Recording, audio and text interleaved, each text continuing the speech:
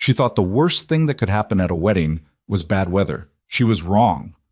The worst thing is walking into the bridal suite and finding your husband, the most feared man in 3 states, standing over your new sister-in-law with her dress half undone and guilt written so deep into his face it might as well have been carved there with a knife. Isabella Moretti had survived a lot of things married to Leonardo, but she would not survive this quietly, and neither would he.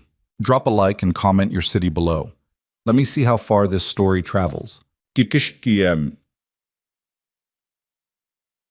The Napa Valley stretched out in every direction like something out of a painting that cost more than most people's houses. Rolling hills gone golden in the late afternoon sun. Rows of vines so perfectly spaced they looked engineered by someone who had never once allowed anything in their life to grow crooked. The Moretti estate sat at the top of the highest hill, 300 acres of property purchased decades ago by a man who understood that power needed a stage. And a vineyard in wine country was as good a stage as any. Giovanni Moretti had bought this land with money that didn't entirely come from wine, but that was a conversation nobody had at the dinner table. The wedding had started at 4 in the afternoon, outdoor ceremony on the main lawn with white chairs arranged in precise rows and a string quartet playing something classical that none of the guests under 40 recognized. There were 200 people in attendance. Maybe 30 of them were there because they genuinely loved Adrian Moretti. The rest were there because Leonardo had invited them, and when Leonardo Moretti invited you somewhere, you came. You dressed well, you smiled, you complimented the venue, and you did not ask questions about the source of the wine you were drinking or the names on the property deed. Isabella had stood in the 3rd row during the ceremony beside her husband, close enough that she could smell his cologne, the same Italian brand he'd worn for 15 years, the one she'd bought him every birthday without thinking much about it anymore. She watched Adrian at the altar. He was nervous in the way young men get nervous when they realize the thing they've been wanting has finally arrived and they're not entirely sure they deserve it. His hands kept moving, adjusting his jacket, smoothing his tie, touching the boutonniere that one of the groomsmen had already straightened twice. She liked Adrian. She'd always liked him. He was softer than Leonardo, less armored, the kind of man who laughed too loud at his own jokes and meant it. He didn't have his brother's hardness, that particular quality Leonardo had developed somewhere in his 20s, where he could sit across a table from someone and let the silence do the work for him. Adrian felt things on his face before he could stop them. You always knew where you stood with Adrian. Vivian Cross had walked down the aisle in a gown that probably cost more than Isabella's first car.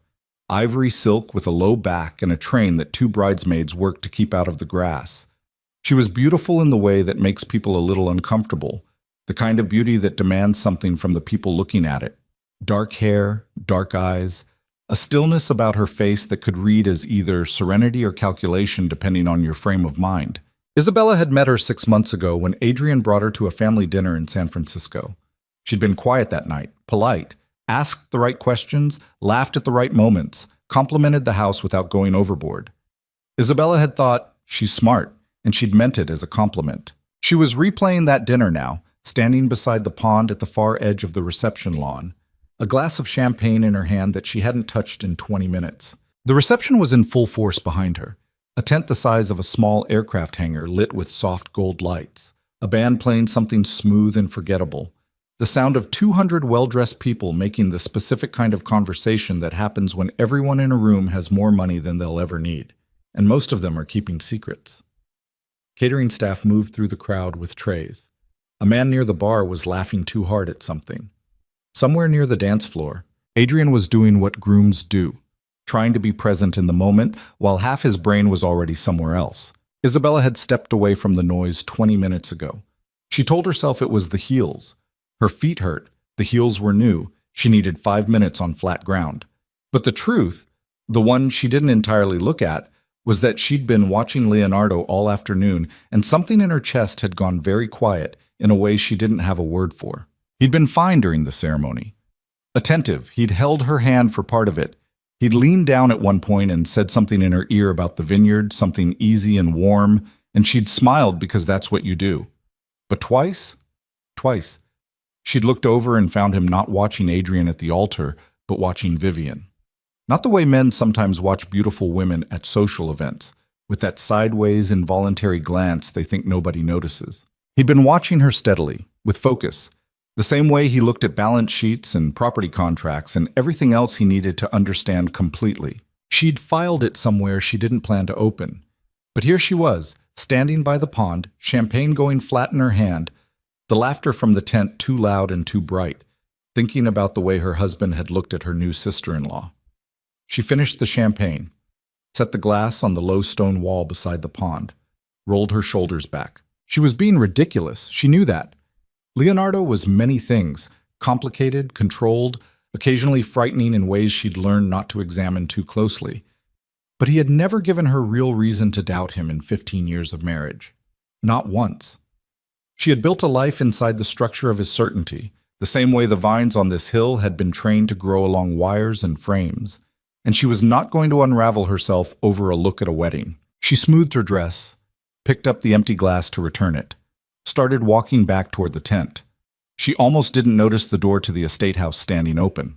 The main house sat uphill from the reception tent, connected by a stone path lined with small lanterns. It was mostly closed off for the event. The family had arranged for the bridal party to use certain rooms on the upper floor for preparation, and guests were not meant to wander inside. The door to the side entrance, the one that opened near the service stairwell, was usually kept shut. It wasn't shut now. Isabella stopped walking. She told herself it was nothing, a catering staff member, someone looking for a bathroom, the estate manager checking on something. She stood there for maybe 15 seconds. The sound of the band floated up the hill. Someone near the tent laughed that too loud laugh again. The door stood open, a rectangle of warm light against the stone facade of the house. She went inside. The stairwell was quiet. Her heels were loud on the stone steps, and she slowed down without deciding to, moving more carefully, one hand on the railing. The upper hallway was carpeted, which muffled everything, turned the world into something muted and close. She passed 2 closed doors, reached the 3rd door, which was the bridal suite, the room where Vivian had gotten ready that morning, where the photographer had taken pictures of the bridesmaids helping with the veil. This door was not fully closed either. There was a half-inch gap, enough for sound to get through, enough for a thin line of warm light to fall across the carpet. She heard Leonardo's voice, low, deliberate, the voice he used in a certain kind of conversation, the one where he was trying to be measured but the edges had gone tight. I told you to wait. We discussed this. Tonight was not the moment to... She didn't hear Vivian's response clearly. A word or two. Something sharp. Then Leonardo again. You think I don't know that? You think I haven't been counting every hour since... Isabella pushed the door open. The room spread out in front of her in the 2 or 3 seconds before her brain caught up with what her eyes were transmitting. The low light from the bedside lamps, the wedding gown that should have been hanging carefully on the wardrobe door instead, bunched and pulled at the back where the zipper had been partly worked down. Vivian standing near the window with her arms crossed and her hair no longer perfect, and Leonardo with his jacket off and his back to the door, turning toward the sound of it opening with an expression that went through 3 different things in the space of a single second. The first thing was control. The automatic armor of a man who never allowed himself to be caught at anything. The second thing was recognition, that the armor had failed.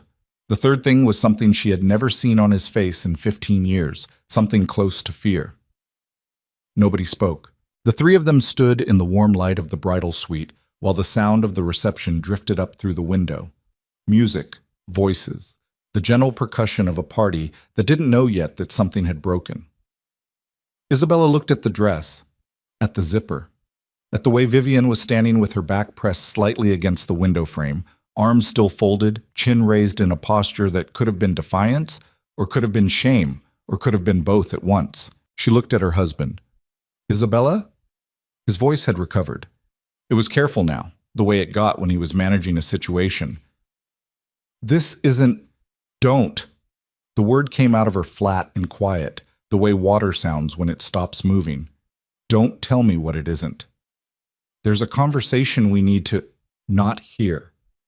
She didn't move. She wasn't sure she could. Not in front of her. Vivian said something then, her name maybe, or something intended to be explanatory, And Isabella looked at her directly for the first time since she'd walked through the door, and something in that look was enough that Vivian stopped talking. The silence went on for several seconds. Then the door behind Isabella opened. She didn't need to turn around to know who it was. She heard the footsteps on the carpet, heard them stop, heard the sharp intake of breath that was not quite a sound, just the ghost of one. The sound a person makes when their body receives information their mind isn't ready for. Adrian said, "What?" and then stopped. The sentence did not have an ending. There wasn't one that fit. Isabella turned around. He was standing in the doorway in his wedding suit, tie still perfect, boutonniere still in place, with the expression of a man who had walked into something that was still in the process of becoming what it was. His eyes went from Isabella to Vivian to Leonardo, and then back to Vivian, and the story assembled itself in front of him the way bad news always does. Not all at once, but in pieces, each piece worse than the one before it. "Vivian." His voice was careful and strange, the way you talk when you're trying to give someone one last chance to give you a different answer than the one you already know is coming. "What is this?" Vivian opened her mouth, closed it. The dress was still half undone at the back. Adrian looked at his brother. Leonardo had put his jacket back on at some point in the last 10 seconds, which was the specific kind of automatic self-preservation instinct that, under other circumstances, might have been almost impressive. He was standing straight, shoulders back, the posture of a man preparing to control a room, but his face wasn't cooperating. The control was there in the bones of it, in the set of his jaw and the steadiness of his eyes. But underneath that, around the edges, in the places where a man's face tells the truth before his mouth decides to, there was something exposed that Leonardo Moretti had never allowed to be exposed in front of anyone. "I'll explain everything," Leonardo said. "Explain." Adrian said the word the way you say something when you're not sure it's real. "Not here, downstairs, in the study away from the—" "No." Adrian's voice had changed. The nervousness from the altar was gone, replaced by something that hadn't been there before, something harder, and not yet identified, like a shape seen through fog. "Here, right now. You explain it right now." What happened in the next few minutes in that room was the kind of conversation that doesn't follow rules. It didn't build logically or move from point to point. It erupted. Adrian's voice climbed and broke and climbed again. Vivian cried and then stopped crying and went very still, and the stillness was worse than the crying. Leonardo spoke in low, controlled sentences that became less controlled as Adrian kept talking, kept asking, kept refusing to accept the versions that were offered to him. Isabella stood near the door and did not say anything. She was aware of her own body in a particular way. The champagne she'd drunk sitting somewhere in her stomach like a stone. The heels she'd been intending to complain about to Leonardo on the drive home that night. The necklace he had given her on their 10th anniversary pressing against her collarbone. She was aware of these things with enormous, exhausting clarity, the way you notice small physical things when the large ones are too much to hold. Her husband had been alone with her brother-in-law's bride in the bridal suite on the night of the wedding with the door pushed to and the dress undone. She kept putting that sentence together and it kept coming out the same way. At some point, Leonardo reached out and put a hand on Adrian's arm, and Adrian pulled away from it with a force and speed that made Leonardo take a step back, which was a thing that almost never happened, and the sight of that, of her husband stepping back from his younger brother's refusal to be touched, was what finally made the numbness in Isabella's chest begin to crack. She walked out of the room. She made it down the hall and down the stairwell and back out the side entrance before she stopped walking. The stone path glittered under the lanterns. The band was playing something with a waltz tempo. She stood on the path halfway between the house and the tent and breathed.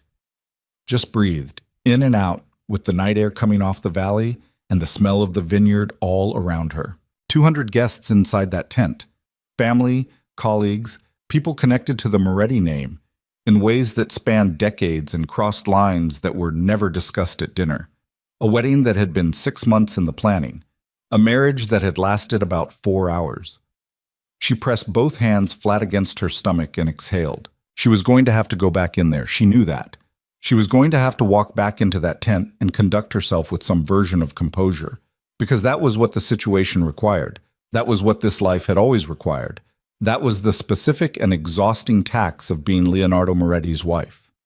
You learn to carry things without showing the weight. She was still standing on the path when she heard footsteps on the stone behind her. She turned, expecting Leonardo, expecting the careful voice and the managed expression, and the beginning of whatever story he'd decided to tell her.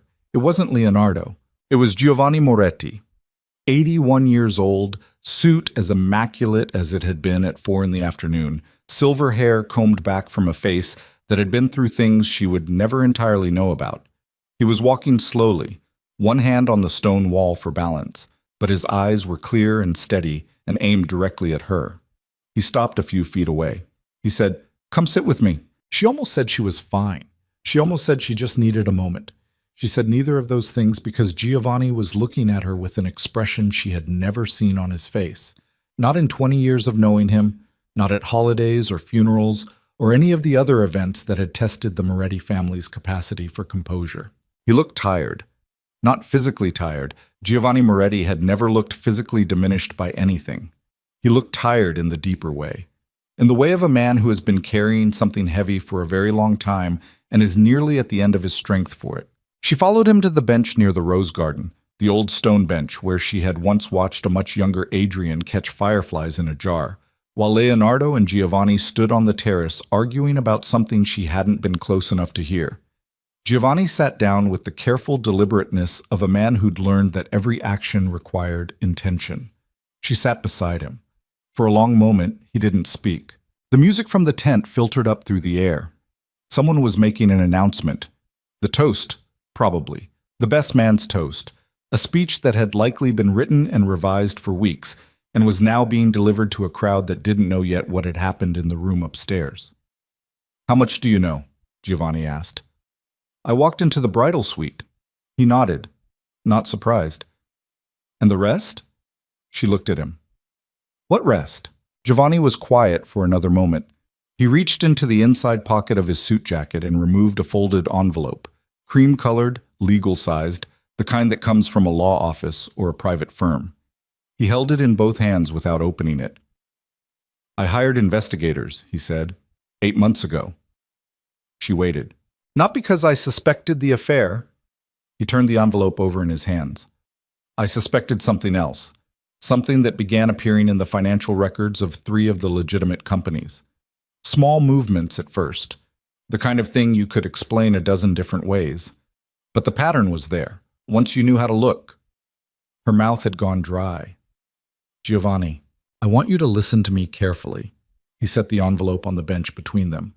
"What happened in that room upstairs tonight? That is one thing. What I have here, this is something different. This is not about a marriage." He looked at her steadily. "This is about you." She stared at the envelope. "Don't open it here," he said. "Not tonight, but I need you to know that it exists. I need you to know that I have been trying for 2 months to find the right moment to bring this to you, and I have been wrong to wait, and I am sorry for that." "What is in it?" He was quiet for a long time. "Evidence," he finally said, "of what my son has been planning." The band inside the tent shifted into something slower. The best man's toast must have finished. In a minute, someone would notice that the bride and groom had been absent from the reception for a while. In a minute, the questions would start. "He's been moving money," Giovanni said, quietly, like a man confessing something that cost him. "For over a year. Through accounts I didn't know existed. Through companies built to look legitimate and designed to disappear. Adrian's accounts, business accounts, trust accounts that were meant for family." He paused. "Your account, Isabella. The inheritance trust from your grandmother." The words landed somewhere in her chest and stayed there. "That's not all," Giovanni said.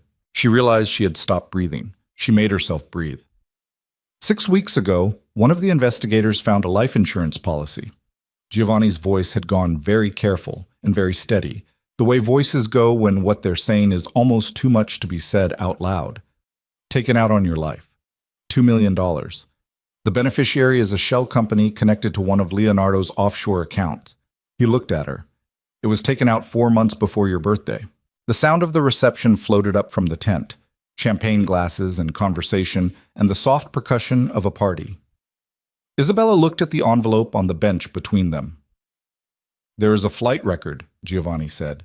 A private charter, booked 3 weeks ago, for 2 passengers, departing the night after your birthday. The reservation is under a name that isn't Leonardo's, but the credit line it's attached to. He stopped. It traces back. She looked up at him. Giovanni Moretti was one of the few people she had ever known who could hold a terrible thing in his face without letting it break him. He was doing that now, holding it there, behind his eyes, this thing he was telling her, and she could see the cost of it. "Are you telling me," she said, and her voice was steady in the way that things are steady right before they aren't, "that my husband was planning to—" "I'm telling you what the evidence shows." His voice was careful, measured, the voice of a man who understood the weight of the words he was about to confirm. "I'm telling you that I don't believe tonight was only about what you found in that room." The music from the tent shifted again. Isabella looked at the envelope. She thought about the anniversary necklace at her throat. She thought about the cologne she'd bought him every year for 15 years without thinking. She thought about the way he had watched Vivian during the ceremony. Not with desire, she understood now, not only with desire, but with the particular focus of a man tracking the progress of something he'd set in motion. She thought about the flight, departing the night after her birthday, for 2 passengers. She picked up the envelope. Inside the tent, 200 guests were beginning to notice that the bride and groom had been gone too long, that something was off, that the shape of the evening had shifted in a way nobody could name yet. Inside the house on the hill, 2 brothers were still in a room that had once been the happiest room of a wedding day, and the thing that had broken between them was not going to be repaired tonight or next week or perhaps ever. And on a stone bench in a rose garden, the wife of the most feared man in the room was holding an envelope in both hands with the particular stillness of someone who has just understood that the danger they were in was not the kind they had been looking at. She opened it. The first document was a financial record. Pages of transactions, dates, account numbers, amounts transferred in increments designed to stay below reporting thresholds, small enough to look like operating expenses, large enough to add up, over 14 months, to $4.7 million. The second document was a photograph. Leonardo and Vivian at a restaurant she didn't recognize, candid, taken from outside through a window, the 2 of them leaning across a table toward each other in the particular way of people who believe they are not being watched. The date stamp in the corner of the photograph was 11 months ago. The third document was the insurance policy. She read it twice. Her name, the amount, the beneficiary designation and the company name she didn't recognize, and the date the policy had been initiated, which was a Tuesday in February, which she remembered because she and Leonardo had gone to dinner that night, and he'd come home later than expected and told her a meeting had run long. The fourth document was the flight record. 2 passengers. Departure date. Destination. One way. Isabella sat on the stone bench in the rose garden with the documents open in her lap, and the music coming from the tent below, and the night air moving through the vineyard in slow currents, and she did not cry. She was aware of the possibility of crying somewhere in the distance, the way you are aware of a sound in another room, but it didn't arrive. What arrived instead was something colder and cleaner and more durable than tears. She looked up. Giovanni was watching her. She asked, "Who else has seen this?" "My investigators. Myself." He paused. "I was contacted this afternoon by a federal agent. They've had Leonardo under investigation for financial crimes separately from what I commissioned. They reached out to me. They know about the family's connection to the estate. I believe they intend to move soon." "How soon?" "Tonight," he said quietly. "Possibly tonight." Below them in the tent, the music had stopped. Someone had raised their voice. Several people had, actually. The sound of it carried up the hill even without words, the specific elevated pitch of a crowd that has shifted from celebration to something else. And then, from the direction of the main house, Isabella heard the sound she had been processing before she consciously understood what it was. The sound of multiple car doors, the engine sounds that don't belong to a catering van or a luxury sedan, the kind of vehicles that arrive in a cluster, organized, with purpose. She put the documents back into the envelope. She stood up. Giovanni stood with her, slowly, one hand on the back of the bench. "Isabella." His voice was different now, not the measured delivery of a man managing devastating information, but something older and more worn. "I am sorry. I am sorry for what my son has made of this family. I'm sorry for what he has cost you." She straightened the envelope under her arm. She looked down at the tent, at the lights inside it going golden and confused, at the shapes of 200 guests beginning to move in ways that parties don't move, beginning to turn toward doors, beginning to ask each other questions nobody had answers to yet. She looked at the house on the hill. She looked at the cars arriving at the front gate, 4 of them, moving in deliberate single file, with the steady, unhurried pace of people who already know how the evening ends. "Don't apologize," Isabella said. Her voice was flat and clear and very still. "There's nothing you could have done sooner that would have changed what I needed to find out for myself." She walked toward the house. The envelope was under her arm. The heels were still too tight. The necklace pressed against her collarbone. Inside the tent, the voices were getting louder. At the front gate, the first car had stopped and its doors were opening. And in a room on the upper floor of the Moretti estate, Leonardo was still talking, still arranging, still managing, still building the version of events that would save what could be saved, without knowing yet that the walls he had spent 14 months constructing were already coming down around him, one brick at a time, starting tonight.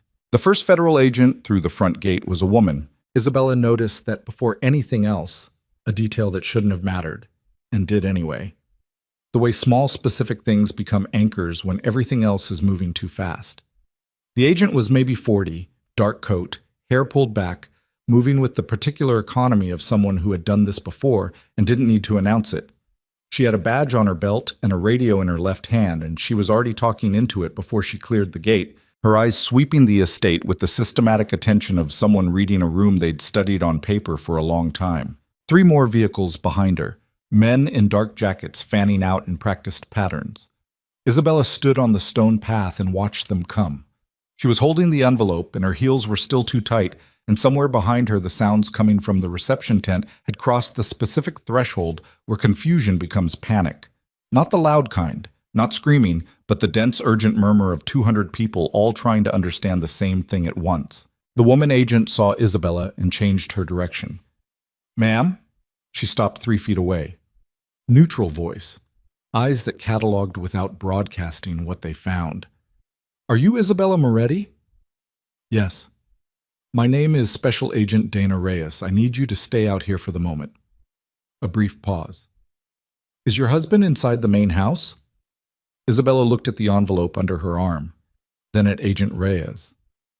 "He was upstairs," she said, 20 minutes ago." Reyes nodded once, already turning, already lifting the radio. She said something into it that Isabella didn't catch. 2 of the agents split off toward the side entrance, the same door Isabella had walked through an hour ago, the door that had been standing open, the door that had changed everything. Isabella did not move. Giovanni came up beside her, walking slowly, one hand on her shoulder for a moment, and then not. A brief contact. The weight of it saying something his voice didn't. "Go to the tent," he said quietly. "The guests need—" "No." She didn't look at him. She was watching the agents move through the estate entrance. "Not yet." "Isabella." "Not yet, Giovanni." He was quiet. He stood beside her in the dark, and neither of them spoke, and the lights from the reception tent threw long gold shapes across the grass, and somewhere up in the house, behind a window on the second floor that Isabella could see from where she stood, a light came on, and then went off again quickly. Then there were voices from upstairs. Not words, just the sound of voices. Male, overlapping, with a particular compressed quality that meant someone was trying to keep them low and not entirely succeeding. Then silence. Then Leonardo appeared in the doorway of the main entrance. He was flanked by 2 agents. He had put his jacket back on and buttoned it. His tie was straight. He was walking under his own power, with his hands not yet restrained, and his face was a thing she had to look at carefully to read, because Leonardo had spent 30 years learning to offer people a face they couldn't use against him, and even now, in this moment, that training was operating. But she knew that face. She had slept beside it for 15 years. She could see through the architecture of it to the thing underneath. He was afraid. Not of the agents beside him, not of the handcuffs that weren't on yet but would be. He was afraid of something that had nothing to do with the law. He was afraid of her.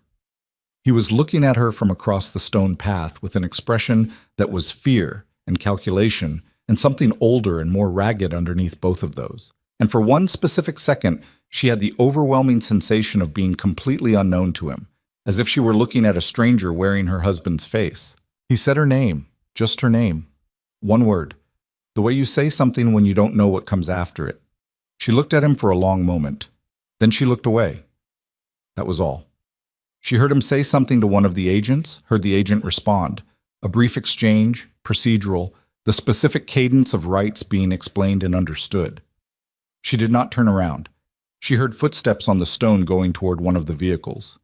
A car door. She looked at the vineyard, at the rows of vines in the dark, perfectly spaced, trained to grow along the lines someone else had laid down for them. She breathed. Behind her, the car door closed. Inside the reception tent, it had gone very quiet. The particular silence of a large group of people who have collectively decided to hold still and wait. Someone had finally turned the band off. The caterers had stopped moving. Through the translucent panels of the tent, Isabella could see the silhouettes of 200 guests standing in small clusters, heads turned toward the windows, trying to see what was happening outside. She walked toward the tent. She pushed through the entrance, and the silence hit her differently from inside, denser, warmer, threaded with the smell of food and wine, and too many people in a contained space. 200 faces turned toward her with the specific expression that crowds get when the person they've been waiting for has finally arrived. She did not allow herself to stop in the entrance. She walked to the center of the room. "The evening is over," she said. Her voice carried. It wasn't loud, but it had the weight of something that didn't need to be loud.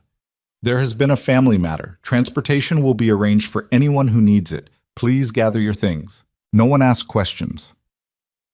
That was the thing about this particular crowd. These were not people who asked questions when a Moretti said something with that specific tone.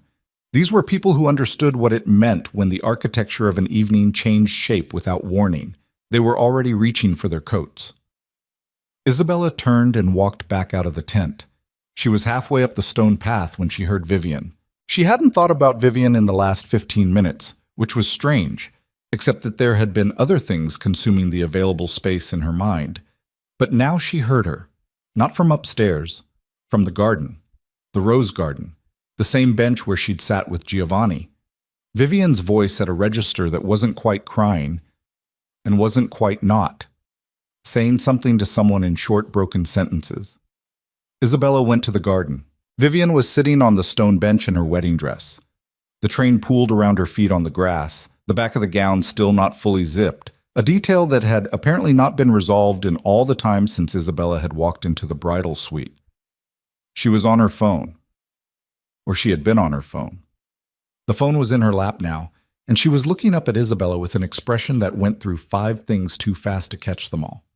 "Where is he?" Isabella asked. Vivian understood she was not asking about Leonardo. "I don't know. He left after..." She stopped. "After everything. He just left." Isabella looked at her, at the dress, at the phone in her lap. "How long?" she asked. Vivian looked up. "What? How long have you been with my husband?" The word husband landed in the air between them, and neither of them looked away from it. Vivian's chin dropped slightly. 14 months. Did you know about the money?" A pause. A particular kind of pause. The kind where someone is deciding not between telling the truth and lying, but between 2 different versions of the truth. "Some of it," Vivian said. "What part?" "He told me he had accounts, private investments, that there would be enough for both of us when..." She stopped again. "When what, Vivian?" Vivian looked at the grass. "When we left." The night air moved through the rose garden. Somewhere at the front of the estate, an engine started. One of the federal vehicles, pulling out. "He told you you were leaving together?" Isabella said. "Yes." "Where?" "Italy, originally. Then he changed it. Portugal. He said we'd spend the first year in Lisbon, and then..." She stopped. She must have heard something in her own voice that made her stop. "He made plans. He told me about them. I believed him." Isabella stood very still. "Did he tell you why he needed Adrian to get married first?" Vivian was quiet for a very long time. "The trust," she said finally. The word came out small and specific. "Adrian has a secondary trustee position on a family account. Leonardo needed a signature. He said it was a transfer for tax purposes. He said Adrian would sign it if... She stopped. He needed Adrian distracted. He said if Adrian was newly married and focused on... Stop. Vivian stopped. Isabella was aware of her own hands. She looked down at them briefly. The left one with the ring she'd been wearing for 15 years. The right one with the envelope she was still holding had been holding this whole time like it was something she might drop if she relaxed her grip. Do you know what else is in here? Isabella asked. She held up the envelope. Vivian looked at it. No. An insurance policy, Isabella said. On my life. $2 million. Beneficiary is a shell company. It was taken out 4 months before my birthday. She watched Vivian's face very carefully. There's also a flight record. One way. Departing the day after my birthday. 2 passengers. The blood left Vivian's face. Not gradually. All at once. I was one passenger, Isabella said. Or I wasn't. I don't know yet which interpretation is correct, but I know that the flight was booked for 2 people, and my husband's name is not on the manifest, and I know that someone took out a very large policy on my life before he intended to travel somewhere with you, and I know that the date of departure was the day after my birthday. She paused. So I'm going to ask you one more time, and I need you to understand that what you say in the next 10 seconds will determine every decision I make from this point forward. Did he tell you why the departure date was set for that specific day? Vivian's mouth was open. She said, he told me, and then her voice broke. Not the soft kind of break, the structural kind, the kind that comes when something has actually given way. He told me that after your birthday there would be some paperwork finalized. He said after that we could go. I didn't ask about... She pressed a hand over her mouth. Her eyes had gone glassy and wide. Oh, God. Don't. Isabella's voice was flat. Stay with me. Did he ever tell you explicitly that something was going to happen to me? No. The word came out fast and raw. No. I swear I knew about the money. I knew about us leaving. I didn't know about any... I wouldn't have... Vivian. She stopped. I don't know yet what you knew, Isabella said. The people who just left in those cars are going to spend a significant amount of time finding out. What I know right now, tonight, standing in front of you, is that you helped him access my brother-in-law's financial information. You participated in this wedding as a performance designed to allow him to steal from this family. And you have been sleeping with my husband for over a year. She looked at her steadily. Whatever you didn't know, and I'm not saying you're lying, I'm saying I don't know, doesn't change any of that. Vivian's hand was still over her mouth. If you cooperate with the investigators, Isabella said, do it because it's the right thing. Not because you think it makes us even. It doesn't make us even. She walked out of the rose garden. She found Adrian sitting on the steps of the side entrance, tie loosened, jacket folded across his knees, staring at the middle distance with the focused emptiness of someone whose mind has gone somewhere their face can't follow. He was still in his wedding suit. The boutonniere had fallen off at some point. His shoes were muddy at the toe from somewhere. The grass, probably. The garden. Wherever he'd gone in the time between leaving the bridal suite and ending up here. He looked up when he heard her. She sat down beside him on the steps. For a while, neither of them spoke. The estate was quieting. The guests had mostly gone. The catering staff was breaking things down in that quiet professional way they had. The remaining federal vehicles were idling near the front gate. How long did you know her before you proposed? Isabella asked. Adrian looked at his hands. 7 months. Where did you meet? A conference. In Seattle. He exhaled through his nose. She was there as a guest of someone else. I don't even remember who. She came to the dinner after and we sat across from each other and I thought... He stopped. I thought she was different. She probably wasn't entirely performing, Isabella said. People rarely are. It's easier to get someone to fall in love with you if you let some part of it be real. Adrian looked at her. Is that supposed to make me feel better? No. She paused. Did Leonardo introduce you? Or was it your own introduction at the conference? Silence. She watched his face. Leonardo suggested the conference, Adrian said slowly. He said it would be good for the business development side. There was a contact he wanted me to meet. The contact ended up not being there. He went quiet. Then slowly, with the particular deliberateness of a man watching something he believed click into place. He gave me the seat assignment. For the dinner. Said it was prearranged by the organizers, but he'd had the coordinator adjust the arrangement so I'd be near the people who... He stopped. Adrian. He was staring at his hands again. Adrian. He introduced us, he said. Not loud. Barely audible. He introduced us, and I didn't even... He pressed both hands flat on his thighs. 7 months. I proposed to a woman that my brother installed in front of me, and I never once... Stop. She put her hand over his. Stop doing that. Not tonight. He looked at her. His eyes were dry, which was somehow worse than if they hadn't been. What do I do with this? You don't do anything with it tonight. She squeezed his hand once. Tonight you breathe. Izzy, I mean it. Tonight you just breathe. Everything else starts tomorrow. He nodded once, stiffly, like a man accepting a sentence. They sat on the steps for another few minutes without talking. The last of the catering trucks pulled away. One of the federal agents came around the corner of the house, saw them, gave a brief nod of acknowledgement, and moved on. The vineyard was dark beyond the lanterns now, just the shapes of things, the rows of vines gone to shadow. Then Giovanni appeared in the doorway above them. He looked down at them both for a moment. Then he said, There is something else. Come inside. The study was a room that had always felt like an argument waiting to happen. Heavy furniture, dark wood, walls covered in framed photographs of the estate at various stages, and the family at various configurations, decades of Moretti family history organized and displayed by someone who understood that the past was not just memory, but leverage. Giovanni went behind the desk. He didn't sit. He stood behind it with both hands on the surface and a thick file folder open in front of him. Isabella and Adrian sat on the opposite side. My investigators found additional documentation this afternoon, Giovanni said, before the ceremony. I made the decision, incorrectly, to wait until after to raise it, because I believed, also incorrectly, that the evening could be allowed to conclude before this was addressed. Adrian said, What is it? Giovanni turned 3 pages of the folder and pushed it across the desk. Adrian leaned forward.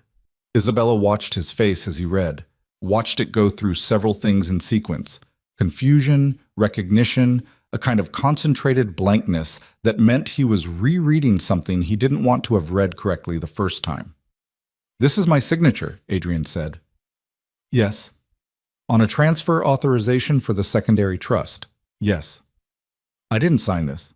No, Giovanni said. You didn't. Adrian looked up. Someone forged my signature. A very good forgery, Giovanni said. Consistent with your signature across 6 different documents over 11 months. The investigators believe it was done from templates derived from documents you signed legitimately during that same period.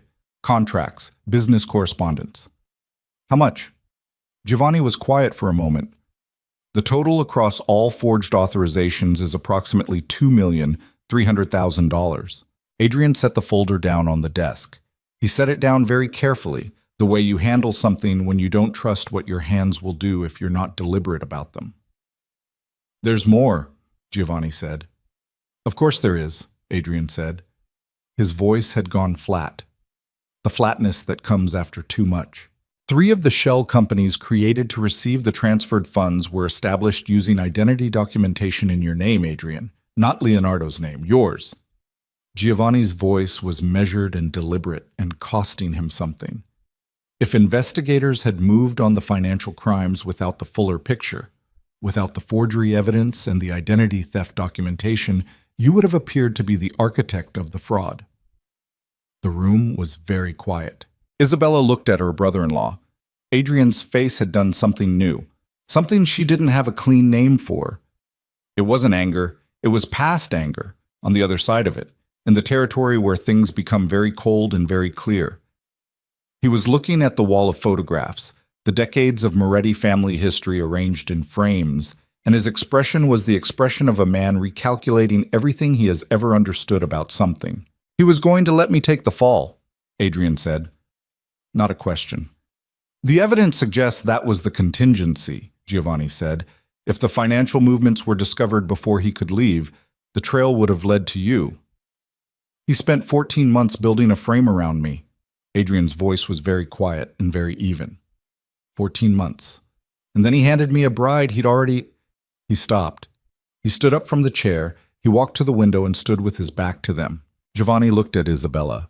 Isabella looked at the folder on the desk, at the forged signatures, at the company names she didn't recognize, and the account numbers that meant nothing to her, but meant everything to the story they told together. "Giovanni," she said, "the life insurance policy." "Yes." "Has Agent Reyes seen it?"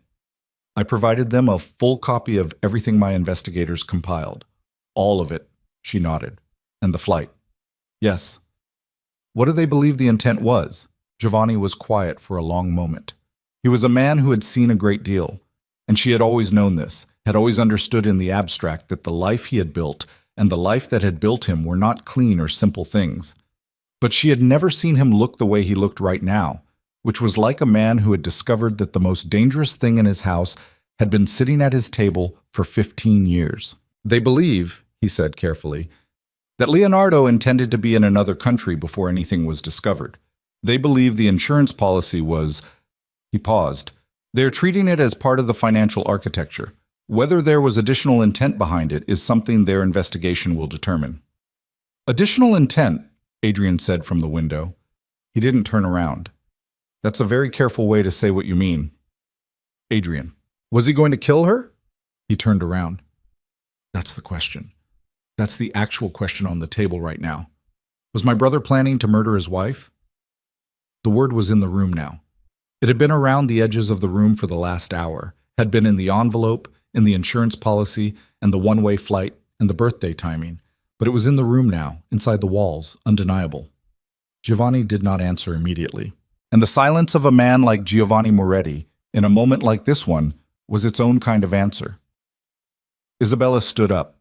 She set the envelope on the desk beside the open folder.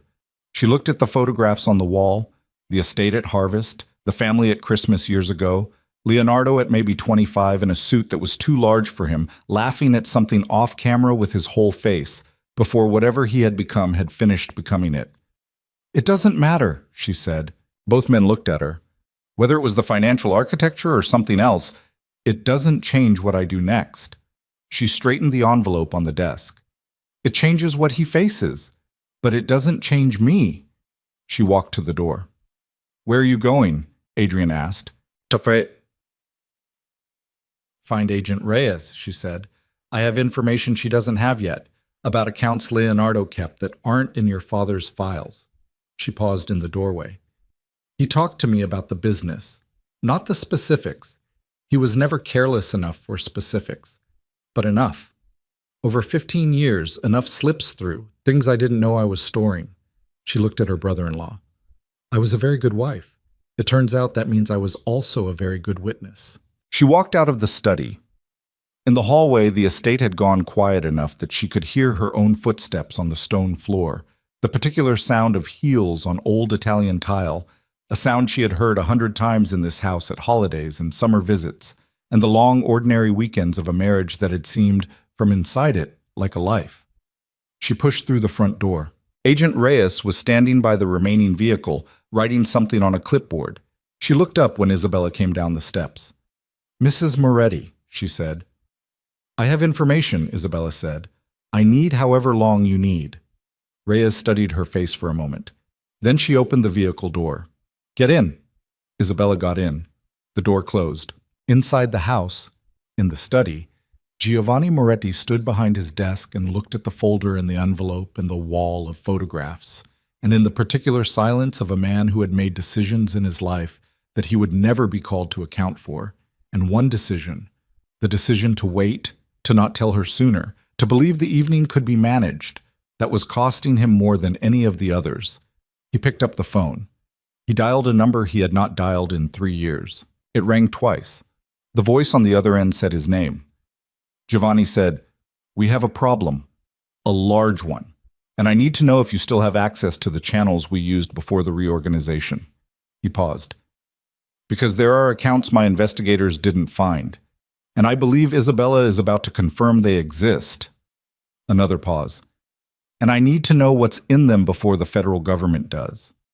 He set the phone on the desk and waited. Outside the window, the federal vehicle with Isabella inside it pulled slowly away from the estate. The vineyard was dark. The reception tent stood empty, half its lights already shut off. The chairs still arranged in the rows where 200 guests had sat an hour ago, the floral arrangement still perfect on the tables, the wedding cake untouched on its silver stand. And somewhere in that vehicle, moving down the hill toward the lights of the valley, Isabella Moretti was beginning to talk. And what she knew, what she had absorbed and overheard and been told and carefully not asked about across 15 years of marriage to the most dangerous man in the room, was going to be worse than anything Giovanni's investigators had found. She had always been the person in the room everyone underestimated. She was done with that now. The federal building in San Francisco smelled like recycled air and burnt coffee, and the specific kind of institutional exhaustion that accumulates in a place where bad news is processed 8 hours a day, 5 days a week, year after year, until the walls absorb it. Isabella had been in interview room 4 for 6 hours. She knew it was 6 hours because there was a clock on the wall. Industrial, utilitarian, the kind with a red second hand that moved in discrete ticks rather than a smooth sweep. And she had been watching it with the particular attention of someone who has nothing left to do with their body except notice things. Her heels were off. She'd taken them off somewhere around hour 2 and set them under the chair, and nobody had said anything about it. There was a paper cup of coffee in front of her that had been warm when someone brought it, and was now something else entirely. Agent Reyes sat across the table. She had a yellow legal pad covered in notes, and a voice recorder running on the table between them and the particular quality of attention that Isabella had come to recognize over the last 6 hours. Not aggressive, not soft, somewhere between the two, the attention of someone who understood that the person across from them was giving them something voluntarily, and that the way you receive a gift determines whether you get another one. "Walk me through the Portugal conversation again," Reyes said. Isabella wrapped both hands around the cold coffee cup. It was in March. He'd been on the phone most of the evening. He said it was a client in Milan, but he took the calls in the study with the door closed, which was not unusual, but the frequency was. She paused. When he came to bed, he mentioned Lisbon. He said he'd been looking at property. I asked if we were planning a trip. He said not yet. He said Lisbon was undervalued as a real estate market, and he was thinking about it as an investment. Did he mention a timeline? Not specifically. He said the market window was in the next 18 months. She looked at the clock, which would have put it just past my birthday. Reyes wrote something. And the Milan calls. Did he give you a client name? Caruso. Isabella said it without hesitation. He mentioned Caruso twice. Once in March, once in April. I don't know a Caruso. In 20 years around this business, I've never heard that name, and I know most of the names. Reyes looked up. You're certain? I'm certain. Reyes made a note. She underlined something. She clicked her pen twice in a way that seemed unconscious, a thinking habit, and Isabella had been watching it long enough to know it meant she was processing something that connected to something else. Mrs. Moretti, Reyes said, the accounts you described, the ones your father-in-law's investigators didn't find, you said Leonardo referenced them indirectly. I want to understand the mechanism. How were they structured as far as you understood? He used a layering system. He explained it to me once as a hypothetical. I think now it wasn't hypothetical. I think he was thinking out loud and caught himself and reframed it. He called it distance architecture, the idea being that each layer of a transaction is handled by a separate entity that has no visible connection to the one before it. He said it was a standard offshore protection strategy for high net worth individuals. When was this conversation? 4 years ago, over dinner. We were talking about tax exposure on one of the legitimate real estate holdings, and he explained the concept. I didn't ask follow-up questions because it sounded like business, and I had learned not to ask follow-up questions about business when the answers got technical. Reyes looked at her for a moment. You learned not to ask. Yes. How early in the marriage did you learn that? Isabella was quiet. Early? Reyes nodded, not judgmentally, just noting it. The specific entities you mentioned, the ones you remembered from documents you saw on his desk, I'm going to need those names in writing before you leave tonight. Our financial crimes unit will cross-reference them. I can do that. Good. Reyes set down her pen. This was a shift. Isabella had learned to read the rhythm of the interview in the way you learn to read any repeated pattern, and setting down the pen meant something different than clicking it. I want to talk about the insurance policy. All right. You said when you saw the document, You noticed the initiation date was in February, 4 months before your birthday. Yes. Did anything happen in February that you remember now differently than you understood it at the time? Isabella thought about February. She had been thinking about February off and on for the last 6 hours, turning it over, holding it up to the light of what she now knew, looking at the underside of ordinary days. He was away for 4 days in February, she said. He said it was a business trip, Chicago. He brought me back something from a restaurant there, a box of chocolates from a place he said the client had taken him to. I thought it was thoughtful. She paused. He was very affectionate when he came back, more than usual. I thought he'd missed me. Reyes picked her pen back up. Do you know if he was actually in Chicago? Isabella looked at her hands. The ring on her left hand. She had not taken it off. She was aware of that, had been aware of it for 6 hours, but hadn't addressed it. No, she said. I don't know. There was a knock at the door. A younger agent opened it, mid-30s, tired around the eyes, holding a folder with the specific grip of someone carrying something that has weight. He looked at Reyes and gave a brief nod. Reyes stood, excused herself, stepped into the hallway. The door closed. Isabella sat alone in interview room 4 with the clock and the dead coffee, and the sound of the building at 2 a.m. The distant percussion of keyboards, a phone ringing somewhere, the specific institutional quiet of a federal building in the middle of the night when the people still inside it are there because they have to be. She looked at the ring. She turned it once around her finger. The metal was warm. It was always warm. She'd forgotten what her hand felt like without it. She was still looking at it when Reyes came back. The younger agent came with her this time. He sat in the chair against the wall. Not at the table, against the wall, which meant he was there to listen, not to conduct. He opened the folder in his lap and kept his eyes on it. Reyes sat down across from Isabella. Something had changed in her face. Not dramatically. She was too controlled for dramatic. But Isabella had been watching that face for 6 hours, and she could see the alteration, a compression around the eyes, a specific quality of stillness. Mrs. Moretti, Reyes said, I need to tell you something, and I want you to understand that what I'm about to share is part of an active investigation, and some of it is preliminary. Tell me, the name Caruso that you mentioned, we ran it against our existing case files as a precaution while we were talking. There is no client named Caruso in any of the business records associated with the Moretti companies, but the name does appear in our investigation. She paused. Marco Caruso is a financial intermediary based in Zurich. He specializes in structuring assets for high-risk clients. He has worked with 3 individuals currently under federal indictment for wire fraud and money laundering. Another pause. He was contracted by your husband approximately 16 months ago. 16 months. 2 months before the affair began by Vivian's account. How much did he move? Isabella asked. We're still tracing the full picture. Current confirmed figure is approximately $11 million. Reyes watched her face carefully. Across 4 jurisdictions. Isabella absorbed this the way you absorb a physical impact, not by not feeling it, but by letting the body process it while the mind keeps moving. The distance architecture, she said. Yes, it's well constructed. We would not have found the Caruso connection without your information about the Milan calls. The phone records will take time to subpoena and verify, but if they show contact with Zurich during those calls rather than Milan, they will, Isabella said. Reyes looked at her. He was careful, Isabella said, but he was comfortable. He'd been comfortable for a long time. Comfortable people make small mistakes. She picked up the cold coffee and put it down again. He told me about Lisbon. He shouldn't have told me about Lisbon. He said it because he was already living in the future and the future seemed safe.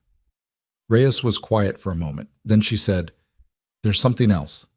The younger agent against the wall turned a page in his folder without looking up. We executed a search of the secondary property, Reyes said, the condominium in Pacific Heights that is registered to one of the shell companies. She paused. Your name is not on the deed. We believe this property was being used as a meeting location by your husband and Ms. Cross. All right. Inside the property, our agents found a safe.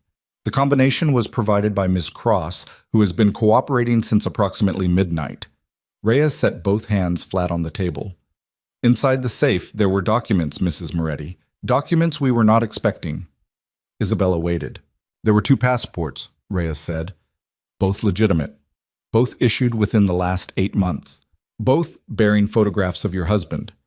She paused with the specific deliberateness of someone choosing their words the way you choose footing on uncertain ground. They are not in the name Leonardo Moretti. They are in 2 different names that our documents division has confirmed were obtained through a broker who specializes in what is called legend construction. Complete false identities with verifiable documentation histories. The clock on the wall ticked. The second hand moved. Isabella said, "He was never planning to come back." "No," Reyes said. "We don't believe he was." The Caruso accounts. $11 million in 4 jurisdictions. 2 identities, a one-way flight. She was organizing it out loud, not for Reyes, for herself, laying the pieces on a surface she could see. The wedding was the last transaction. He needed Adrian's trust signature, and he needed time to finalize the transfer with Caruso before he moved the accounts to a structure we couldn't trace. The wedding gave him both. Adrian was distracted, the family's attention was on the event, and the celebration was cover for meetings he had the afternoon before the ceremony, Reyes said. "We found his phone. The encrypted messages are still being analyzed, but the metadata shows activity in the 3 hours between the rehearsal dinner and the ceremony." Isabella looked at the table. "He was working," she said. Not surprised, just saying it. "On the day of his brother's wedding, he was finalizing the transfers." "Yes." She looked up. "And Vivian?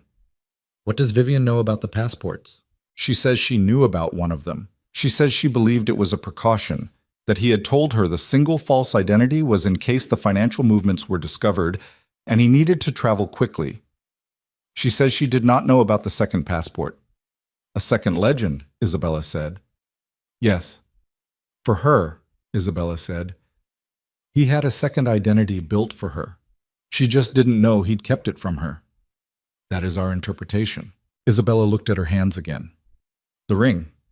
The bare skin above it where she'd been touching it without realizing, her thumb moving in a small arc like a person trying to feel if something is real.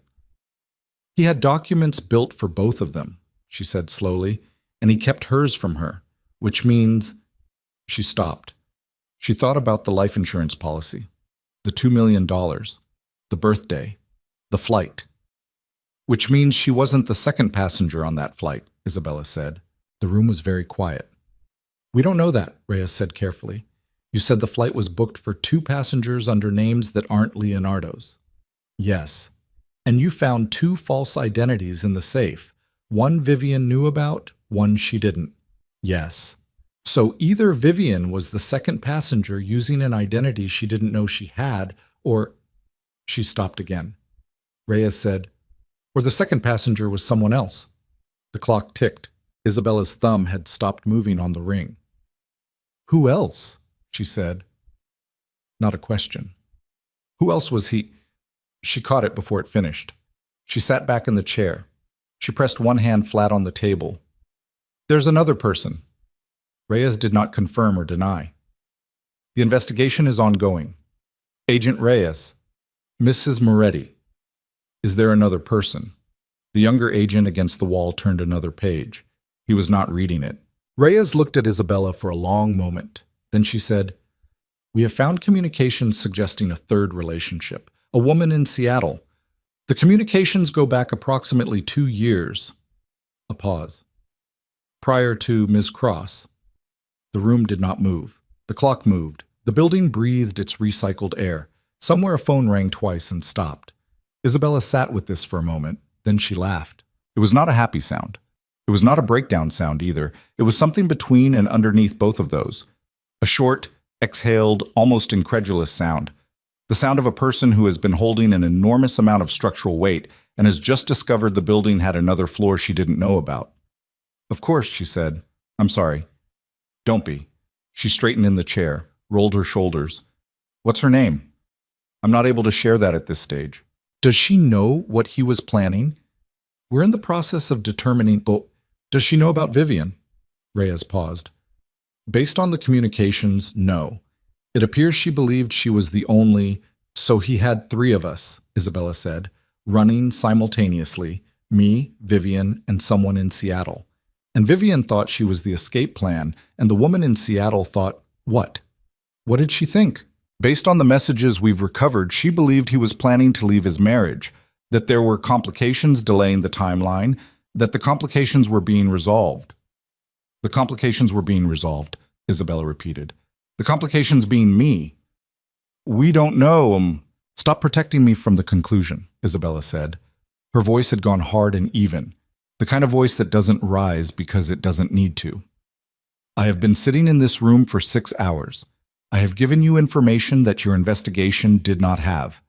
I would like you to extend me the courtesy of the actual truth. Reyes held her gaze for a moment.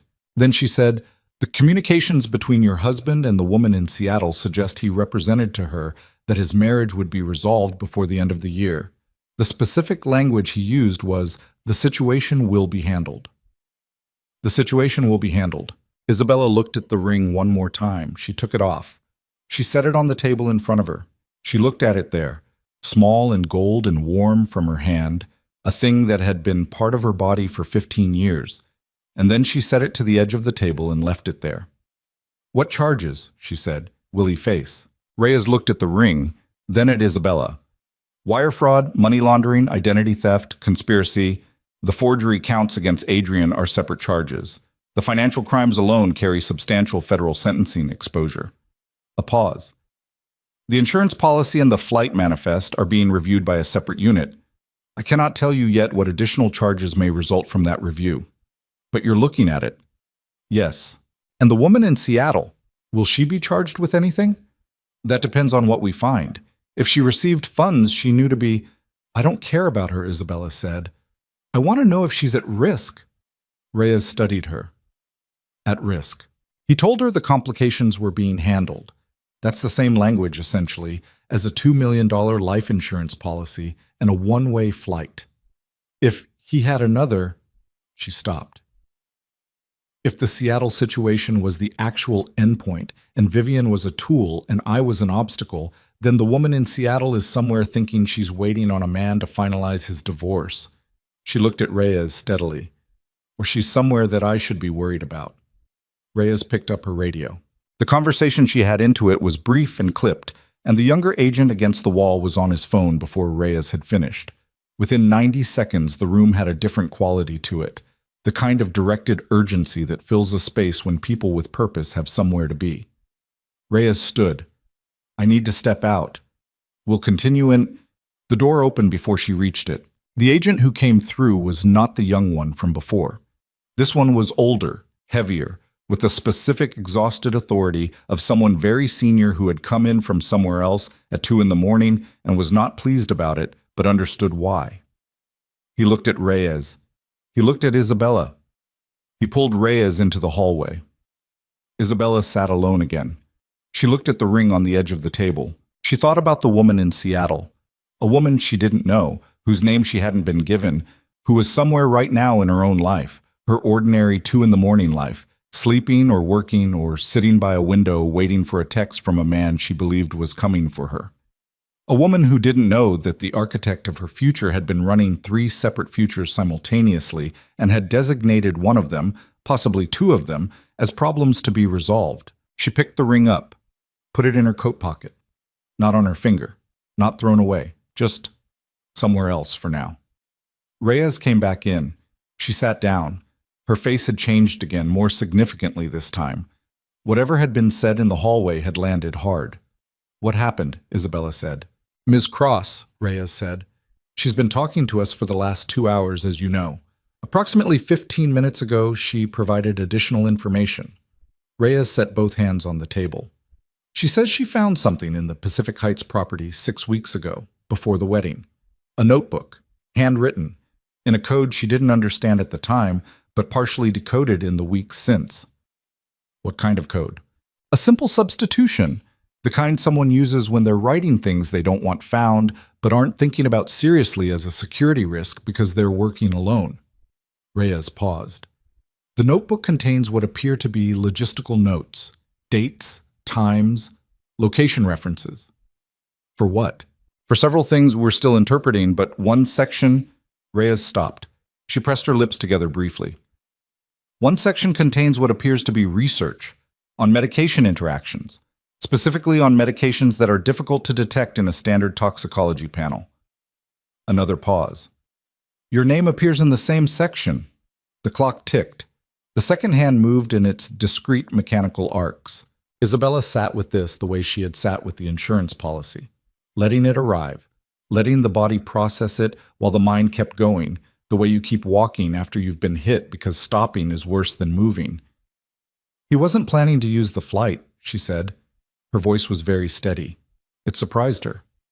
The flight was for Vivian, or for the Seattle woman. The insurance policy was the real plan. Reyes said, "We don't—" "Stop." Isabella held up one hand. "Don't tell me you don't know. You know enough. You know what the notebook says, and you know what the policy says, and you know what the flight says, and you're looking at me right now the way you look at someone when you're about to tell them that the danger they thought was in the past is still—" She stopped. She looked at Reyes. "He's in federal custody," she said. "Yes." "As of tonight." "Yes." "So the immediate—" "You are not in immediate danger," Reyes said. "He is in custody. The Pacific Heights property has been secured. The Caruso accounts have been frozen pending the subpoenas." She held Isabella's gaze. "But I want you to understand the full picture of what we're looking at. And I want you to understand that your cooperation tonight has significantly changed the trajectory of this case." Isabella looked at the table where the ring had been. She thought about 15 years.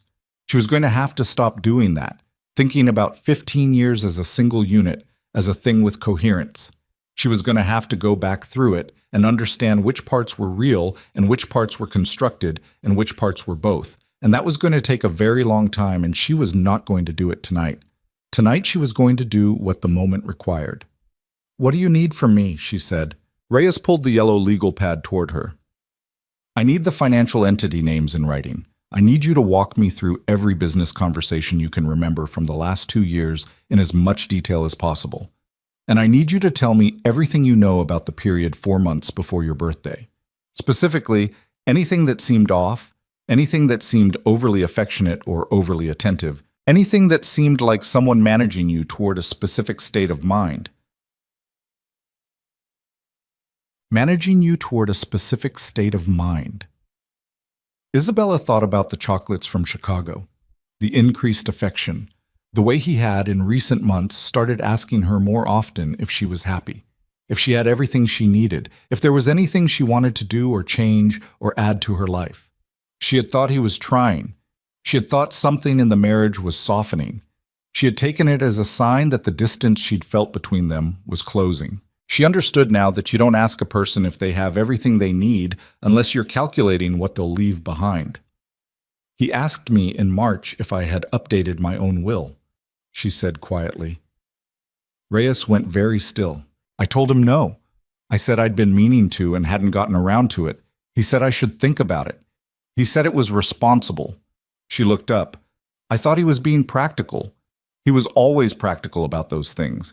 Legal documents, estate planning. He took it seriously." She stopped. "He knew I hadn't updated it. He knew the terms from before our marriage were still in effect, which means the existing will may have had provisions that—" "I left everything to my father," Isabella said, "from the original will, before the marriage. I kept meaning to update it, and I never—" She stopped. She pressed the back of her hand briefly against her mouth. 1 second. Then she put the hand back on the table. "My father has been dead for 6 years." The room held it. "If I had died before updating the will," she said carefully, "the assets would have entered probate. The inheritance trust from my grandmother, which Leonardo had already raided, would have been caught up in that process, except that the insurance policy wouldn't go through probate. It would go directly to the beneficiary." "Yes," Reyes said, "to the shell company. To him." She looked at the legal pad, or to whoever he designated to receive it, operating under a name that isn't his. She picked up the pen Reyes had set on the table. She pulled the legal pad toward her. She began to write. The names she'd overheard, The account structures he'd explained as hypotheticals, the Caruso calls that weren't from Milan, every conversation that had seemed like business and nothing else, every detail she had absorbed in 15 years of marriage and filed somewhere without knowing she was filing it, every small thing that had not made sense at the time and made devastating sense. She wrote for 2 hours, not in the careful, considered way of someone composing a statement, in the raw, continuous way of someone emptying a container they didn't know was full, names and dates and account structures and overheard phone calls and the names of restaurants where meetings happened and the addresses of properties she'd driven past without asking why they were driving past them. All of it coming out in the specific, disordered sequence of real memory, which doesn't organize itself chronologically, but by association, one thing pulling another, the way a thread pulls when you find the right end. Reyes sat across from her and didn't interrupt. The younger agent against the wall filled half a legal pad of his own. At 4:15 in the morning, Isabella set down the pen. Her hand was cramping, had been cramping for the last 30 minutes, but she'd ignored it. She flexed her fingers, looked at what she'd written. 8 pages of names and numbers, and fragments of conversations reconstructed from the specific kind of memory that belongs to people who have trained themselves to be unobtrusive in rooms where important things are said. "There's one more thing," she said. Reyes looked up. "The Hartwell Group." Isabella pressed her fingers flat on the table to ease the cramping. "It's a real estate holding company. Legitimate, on paper. Leonardo set it up 11 years ago. I signed documents connected to it twice, once at the beginning of the marriage, once about 4 years ago. Both times he said it was a tax structure reorganization." She paused. "The second time he had me sign at home, not at a lawyer's office. He said it was routine. He had a notary come to the house." Reyes had gone very still. "I didn't read what I signed," Isabella said. "That's the truth. I trusted him, and I didn't read it." She looked at the table. "But I remember the notary's name. It was on the stamp, Petrov, a woman. And I remember she seemed nervous, which I noticed and didn't think about again until right now." Reyes picked up her radio before Isabella had finished the sentence. What happened in the next 40 minutes happened fast, in the way that institutional things sometimes move fast when the right information hits the right people. Doors opening and closing, voices in hallways, the older senior agent appearing again with 2 people Isabella hadn't seen before. The 4 of them standing in the corridor outside interview room 4, speaking in the compressed urgent shorthand of people who know each other's thinking well enough to communicate in fragments. Isabella sat inside with the cramped hand and the 8 pages and the dead coffee. She was not afraid. She noted this without pride or analysis, just noted it the way you note the weather. She had been afraid earlier tonight, in the rose garden, in the specific hollow way of someone who has understood that the danger is not abstract. Now something had replaced the fear. Not courage, exactly. More like the particular clarity that comes when the last layer of uncertainty has been removed and what remains, however terrible, is at least known. The door opened. Reyes came back in. She sat down. She had the look of someone who has just confirmed something they were hoping was wrong. "The Hartwell Group," Reyes said. "We have a partial flag on it from a related investigation. We weren't looking at it directly because the connection wasn't clear. What you've just given us—" She stopped. "Mrs. Moretti, if the document you signed 4 years ago transferred any ownership interest or signatory authority to entities connected to the Caruso structure, you may have been used as an unwitting vehicle for part of the money movement." The words landed. "He used my signature," Isabella said. "Possibly. We need to verify the document." "He used my signature the same way he used Adrian's." "We don't know yet." "I know," Isabella said. Her voice didn't rise. "I know because that's how he operates. That's the architecture. Distribute the liability. Build frames around the people closest to you so that if anything collapses, you're standing inside someone else's structure." She looked at Reyes directly. "Am I going to be charged with anything?" Reyes held her gaze. "Your cooperation tonight, combined with the evidence of your role as an unwitting party, makes that extremely unlikely. But I want to be honest with you. There will be a period of investigation during which your status will be technically unresolved. Your attorney should be present for—" "I don't have an attorney." "You need one. Today. Before you leave this building." Reyes said it with the directness of someone giving advice they mean. "Not because you're a target. Because this case is going to get very large, very fast, and you need someone in your corner who speaks the language. Isabella nodded. All right. Reyes looked at her for a moment with something that wasn't quite professional distance, something that had worn through at the edges over the course of 6 hours. You should know, she said, that what you gave us tonight is not a small thing. The Caruso connection alone opens 3 additional lines of investigation that we didn't have access to before. The notebook from the Pacific Heights property combined with your testimony about the medication conversation. I didn't know about the notebook. No, but your testimony about the March conversation, the Lisbon property, the 18-month timeline, corroborates the notebook entries in a way that will be significant in court. She paused. You built a case tonight, Mrs. Moretti, without intending to. Over 15 years. Isabella looked at the 8 pages on the table. Get some sleep, Reyes said. We'll need you back in 2 days for a formal recorded statement. Bring an attorney. Isabella stood. She picked up her heels from under the chair. She did not put them on. She carried them. She walked out of the federal building at 4:53 in the morning in her stocking feet, heels in one hand, coat pulled around her against the cold San Francisco air, and she stood on the sidewalk for a moment looking at the street, the empty pre-dawn street with its orange sodium lights, and a delivery truck idling at the corner and the city beginning its first almost imperceptible shift toward morning. She called a car. She waited on the sidewalk. She did not call Leonardo. She was aware of this as a specific act, the absence of the automatic reaching for the phone to tell him where she was, the 15-year habit of their partnership suddenly visible now as a habit rather than a need. She had been reaching for him without thinking for 15 years. She was done reaching. The car came. She got in. She gave the address of the Napa estate. She slept for 90 minutes on the drive. When she woke up, the valley was beginning to go gray-pink at the horizon, and the estate was ahead of them at the top of the hill, and the reception tent was still standing in the gray light below the main house. Half its walls collapsed now, but still there, a deflated monument to the previous evening. She looked at it as the car went up the drive. She looked at it without feeling what she expected to feel, which was nothing conclusive. Just the steady, slightly nauseating clarity of someone who is very tired and very awake. Adrian's car was in the drive.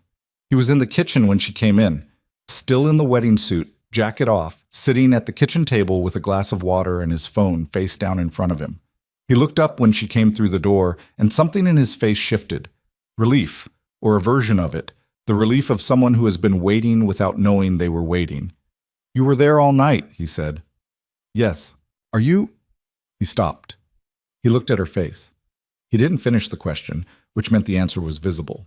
She set her heels by the door. She sat down across from him. She put both hands on the table. He forged your signature on 8 separate documents, she said, over 11 months. He built company structures in your name that were designed to make you look like the primary architect of the fraud if the investigation moved before he could leave. Adrian's jaw tightened, his hands wrapped around the glass. He introduced you to Vivian deliberately, she continued. The Seattle conference was arranged. The seating at the dinner was arranged. Vivian was the mechanism for accessing your trust accounts, but the wedding itself was also cover. It gave him a reason for a large family gathering at the estate where he could conduct the final transfers without anyone asking why there was unusual financial activity. He used our wedding, Adrian said. Not loud. Barely loud at all. Yes. He used it as a... He stopped. He set the glass down carefully. He built a stage for us. The ceremony, the guests, He built the whole thing as cover. Yes. Adrian pressed both hands flat on the table and looked at them. He was very still, in the way that people are still when what they're holding is too large for movement. There's a woman in Seattle, Isabella said. The agents found communications. The relationship predates Vivian by about 6 months. She doesn't know about any of this. Adrian looked up. He told her the marriage was being resolved, Isabella said. That's the language they found. The complications were being handled. He had a second false identity in the Pacific Heights safe, a passport, documentation. We believe it was built for her. Adrian stared at her. So Vivian was... I don't know what Vivian was. I don't think Leonardo had a clean plan. I think he had multiple contingencies running simultaneously, and he was managing them the way he managed everything, by compartmentalizing, by keeping each part from seeing the others, by believing he was the only person in the room with the full picture. She paused. He was. Until last night. The kitchen was quiet. The valley light was coming through the window now, pale, spreading, the particular quality of early morning light in wine country that makes everything look like it's been stilled for a photograph. What happens now? Adrian said. Now he faces trial, Isabella said, and we cooperate with the investigation, and we rebuild what can be rebuilt. She looked at him steadily. The estate is not in his name. You know that. Giovanni structured it that way 20 years ago, and whatever else your father was, and whatever else he did, that decision is protecting us right now. Adrian nodded slowly. And you? What do you rebuild? She thought about it. Everything, she said, from the original materials. She went upstairs. She showered. She put on clothes that were not last night's clothes. She stood in front of the bathroom mirror for a long moment, not looking at herself particularly, just standing there, letting the hot water clear from the mirror, watching her own face appear in the steam. She went back downstairs. Giovanni was in the study. He'd been there, she understood, most of the night. There was a blanket folded on the arm of the chair that someone had brought him, and that he hadn't used, and 3 empty coffee cups on the desk, and the folder open to the same page it had been opened to when she'd left with Agent Reyes 12 hours ago. He looked up when she came in. "Sit down," he said. She sat. "I spoke with my attorneys," he said, 3 hours ago. "I also spoke with the man I called last night, the one I called after you left." He folded his hands on the desk. His voice was the voice of a man preparing to say something he has been preparing to say for a long time. "I need to tell you something about the Hartwell Group." Something in her chest went very still. "I know what it is," she said. Giovanni looked at her. "Agent Reyes told me. They flagged it. They think Leonardo may have used a document I signed 4 years ago to move money through it." She watched the old man's face. "But that's not what you're about to tell me." Giovanni was quiet. "Giovanni." He looked at his hands, then at her. "The Hartwell Group was not entirely Leonardo's creation," he said. "He built on a structure that already existed, a structure I created many years ago for reasons that I believed at the time were necessary." He paused. "Reasons that I am not going to ask you to excuse." The morning light was coming through the study window now, full and clear and without mercy, the kind of light that shows everything. "You built the original shell structure," Isabella said. "Yes, and Leonardo found it. He always knew it existed. I told him when he was 30, I was beginning to retire from certain activities, and I wanted the family to understand the full picture of what I was stepping back from." Giovanni's voice had gone to the specific flatness of an old man telling the truth he has avoided for a long time. He took that knowledge and he used it. He built inside what I had built. By the time I understood what he was doing, he had constructed enough distance between my original structure and his additions that any investigation would hit his layer first. Arsaikops. "He used you," Isabella said, "the same way he used me. The same way he used Adrian." "Yes." The word cost him. She could see it. "And I allowed it because I believed, I told myself, that I didn't have evidence of specific wrongdoing, that what I suspected was not the same as what I knew." He looked at her. "I was wrong. I was a coward. And by the time I commissioned the investigators, the damage was already—" "Giovanni?" She held up one hand. "I'm not going to tell you that's forgivable or that it isn't. I don't have the energy for that right now." She looked at the folder on the desk. "What I need to know is whether the federal investigation is going to find your original structure." "Yes," he said quietly. "They will. And when they do, I intend to cooperate fully." He said it simply, without drama.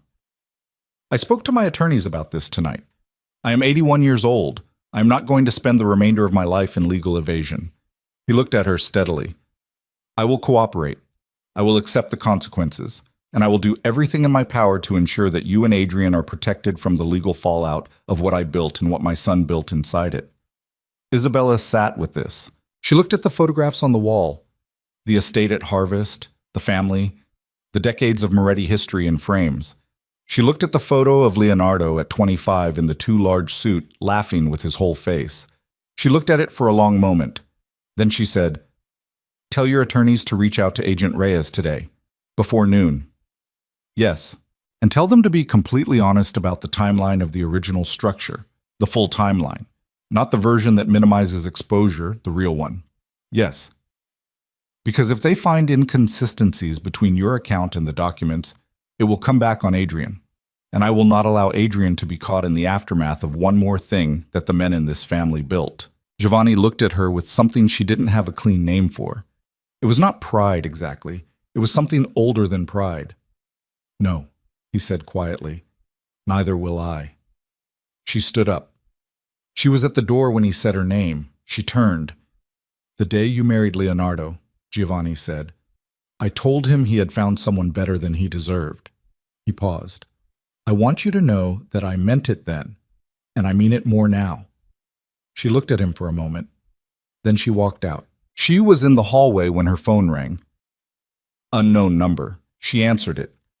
"Mrs. Moretti." A man's voice. Tight, controlled. The voice of someone calling from somewhere they don't want to be identified. "My name is not important. What is important is that I work with certain financial structures that your husband engaged for specific services, and I am aware that he is currently in federal custody." She stopped walking. "I am also aware," the voice continued, "that you have been speaking with federal investigators. I want to be clear with you about something. The accounts your husband built, not the Caruso accounts, the ones beneath those, contain information about transactions that involve people who are not Leonardo Moretti and are not in federal custody and do not intend to be." She stood in the hallway and did not speak. "These people are not interested in harming you," the voice said. "They are interested in ensuring that certain information does not become part of the federal record. If you have provided or intend to provide information about account structures below the Caruso layer, I am calling to suggest that you consider very carefully—" "Who are you?" Isabella said. "I told you. I heard what you told me. I'm asking you again." Silence. "You called me directly," she said, "on my personal cell phone, which means you have access to information that isn't in a public directory, which means you're connected to the network my husband built, which means you're already inside the federal investigation, whether you know it yet or not." She paused. "So I'll ask one more time. Who are you?" A longer silence. "Someone," the voice said, "who does not want this to go further than it needs to." "It's already gone further than it needs to," Isabella said. "Call a lawyer." She ended the call. She stood in the hallway for 3 seconds. Then she called Reyes. Reyes picked up on the second ring, which meant she hadn't slept either. "I just received a call," Isabella said. "Unknown number, male voice. He referenced account structures below the Caruso layer. He knows I spoke to you. He knows enough to have my personal cell number." She paused. "He said there are people involved who are not in custody and do not intend to be." She heard Reyes straighten, heard the quality of attention on the other end shift into something faster and more directed. "Don't go anywhere," Reyes said. "I'm at the estate. Stay there. I'm sending someone. Don't answer any more unknown calls. Let them go to voicemail. We'll need the record." A pause. "Are you all right?" Isabella looked down the hallway, at the morning light coming through the window at the end of it, at the framed photographs of the estate, at the door to the study where Giovanni was making calls that might define the last chapter of his life. "Yes," she said. She wasn't sure it was true. She said it anyway. She went to the kitchen. Adrian was still at the table. She sat down across from him. She set her phone face up on the table between them. "Someone called me," she said, "connected to layers of this that are below what the investigation has found so far. People who aren't in custody." She looked at Adrian. "This isn't over."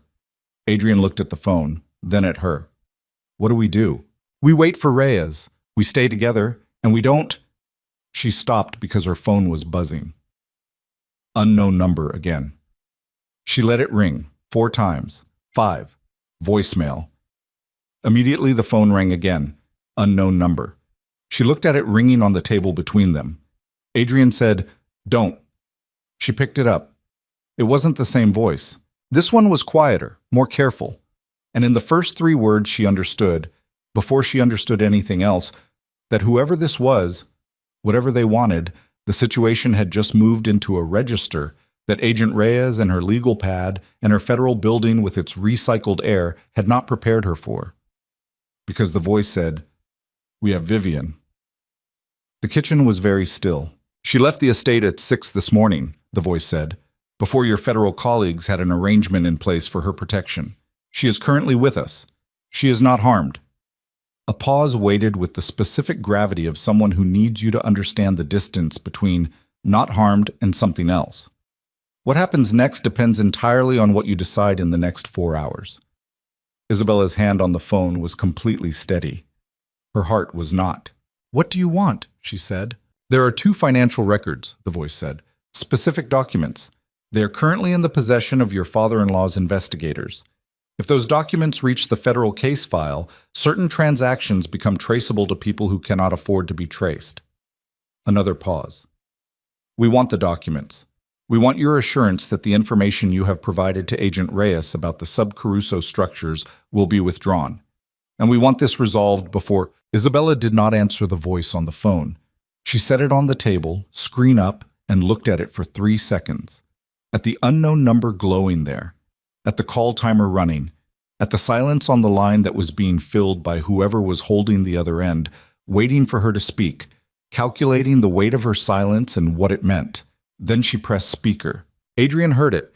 His face changed, not with panic, with the specific focused stillness of a man who has spent the last 12 hours reconfiguring what he understands about the world he's living in and has arrived, on the other side of that reconfiguration, at something harder than what he started with. She picked up her other phone, the older one, the backup she kept in her coat pocket out of a habit she'd developed years ago in the specific way that people who live adjacent to dangerous things develop small redundant habits without knowing why. And she sent a single text to Reyes. 3 words and the call number copied from the screen. Then she brought the primary phone back to her ear. "I'm still here," she said. "Good," the voice said. "Then you understand. I understand that you're holding a woman who has already agreed to cooperate with federal investigators, which means your leverage is limited. I understand that the documents you want are not in my possession and are not in my control, which means I cannot give them to you even if I wanted to. And I understand that this call is being recorded." She paused. "Not by me. By the people who've been monitoring my line since 3 this morning." Silence. "Not long. 3 seconds, maybe 4. "You're bluffing," the voice said. But it had changed. Something in the timbre, something in the pace of it. The particular audible texture of a man who has just introduced doubt into a plan that didn't include doubt. "Call it," Isabella said. She waited. Adrian was looking at her across the table with an expression she didn't have time to read. The call ended. She set the phone down. Her hand was shaking, a fine, almost invisible tremor that she felt in the bones of her fingers and that did not reach the surface, or barely. She pressed her palm flat on the table. "Was that true?" Adrian asked. "About the monitoring?" "I don't know," she said. "I told Reyes about the first call. Whether they had time to set up monitoring before the second one." She looked at the phone. "It doesn't matter. The goal was to put doubt in their calculation. Doubt changes behavior. Or it accelerates it." "Yes," she said. "Or that." She was already standing, already moving toward the hallway, when her phone rang again. This time it was Reyes. "We got it," Reyes said before Isabella could speak. "The second call. We had the line flagged after your first text. We're running the number now. It's a burner, but the tower location puts it 6 miles from the estate." A pause, compressed and urgent. "You said they have Vivian Cross." "That's what the voice said, that she left the estate at 6 this morning. She was not under formal protective custody. She came in voluntarily last night and was released pending the formal cooperation agreement. There was no legal mechanism to hold her." Reyes's voice had the specific quality of someone angry at a situation rather than a person. "We're attempting to reach her now. If she left the estate voluntarily at 6, she may have gone to the Pacific Heights property without knowing it was compromised. We secured it, but there's a window between our teams rotating and—" She stopped. "Stay in the house. Do not go anywhere. We have a vehicle 2 minutes out." The call ended. Isabella stood in the hallway. She thought about Vivian. She had told Vivian in the Rose Garden that cooperating with investigators wouldn't make them even. That was true. She had meant it when she said it, and she meant it now. But even is not the same thing as abandoned, and whatever Vivian had done and whatever she had known and whatever she had chosen, she had also. In that room at midnight, with her hand pressed over her mouth and her face drained of color, understood something about what Leonardo had been planning, and the understanding had been genuine. Isabella had been reading faces for 15 years. She knew genuine. She went upstairs. She went to the room where the estate kept its emergency supplies, a habit of Giovanni's, something he'd installed in every Moretti property, a practical carryover from a life that required practical thinking about worst-case scenarios. She opened the cabinet. She took out a first aid kit, a flashlight, and a set of car keys that belonged to the secondary vehicle, the old Land Rover that Giovanni kept registered under the estate company name. She came back downstairs. Adrian was in the hallway. He saw the keys. "No," he said. "They have her 6 miles away. Reyes has a vehicle 2 minutes out. By the time they process, organize, and move, it's 15 minutes minimum. Vivian left at 6. It's now 6:47. She's been with them for 40 minutes. Isabella. "I'm not going to do anything," she said. "I'm going to drive to within sight of the Pacific Heights property and wait. I'm going to be closer than the federal response, and I'm going to be visible, which means whoever is holding her will know that the window they thought they had is already compromised." She looked at him. "I'm not a weapon. I'm a deterrent." "That's insane." "Yes," she said. "Come with me or don't." He took the flashlight out of her hand and went to the door. They drove. The valley was fully light now, gold and clear, the kind of morning that had nothing to do with the night that had preceded it. Isabella drove without speaking. Adrian sat in the passenger seat with his phone out, tracking the federal response through the updates Reyes was sending to Isabella's phone. He read them aloud in a flat voice. "Unit dispatched. Warrant for the property cleared by duty judge at 6:52. ETA 12 minutes. 12 minutes, Adrian said. "I know." She drove faster. The Pacific Heights property was a condo building on a residential street that looked like every other residential street in this part of the city. Clean, expensive, quiet, in the particular way of places where quiet is itself a commodity. Isabella had never been here. She knew the address from the files Reyes had shown her. She turned onto the street and drove slowly. She saw Vivian before she saw anything else. Vivian was on the sidewalk in front of the building, not inside, not being held in the sense Isabella had been imagining, but outside, standing in yesterday's wedding dress with a phone in her hand, and a man on either side of her who were not holding her arms, but whose positioning was the specific positioning of people who are not offering a choice. Isabella pulled the Land Rover to the curb. She stopped the engine. The man on Vivian's left looked up. He was maybe 50, compact, the kind of build that comes from functional use rather than display. He looked at the Land Rover. He looked at Isabella through the windshield. His face did the thing that faces do when they're calculating, running the information they have against the information they suddenly don't have. Isabella got out of the car. "Don't," Adrian said. She got out anyway. She walked toward the three of them at a pace that was not fast and not slow. She was aware of her heartbeat, not racing, elevated, steady in the elevated way, the way it gets when the body has committed to something and is now simply executing. She was aware of the morning air. She was aware of Vivian's face, which had found her across the distance between them and was doing something complicated.